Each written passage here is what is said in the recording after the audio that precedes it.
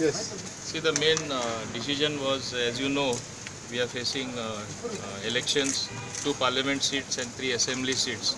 So all the MLAs were taken into confidence because names have to be submitted by tomorrow to the Central Election Committee.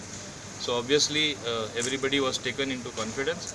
Names will be finalized and in turn transmitted to the people at the central level to enable them to pick the candidates or finalize the candidates for 2 Lok Sabha and 3 assembly seats.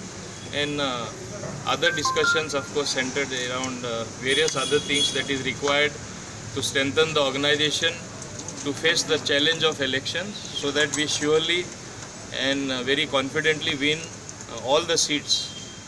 Most of the MLAs expressed total confidence that Bharatiya Janata Party is marching forward and gaining strength because of its performance, because of the way things are moving, especially now as it is seen and the picture is emerging at the national level.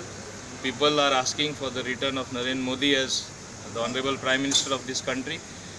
That wind blowing across the nation is also blowing in Goa, and it is there for all of us to see, and that is on what we work forward.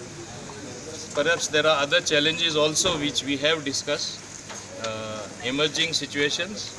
BJP is totally alive to any situation that shall develop, and it will take the right decision at the right time.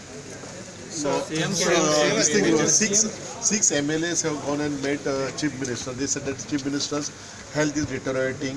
So whether BJP has accessed this situation also, what to be done? Being a major national party, being the ruling party and being ruling party MLAs, definitely this is a matter of concern to us. As I said, we are very confident of taking the right decision at the right time. Let the time come and we will take the correct decision very swiftly. This is all I can say.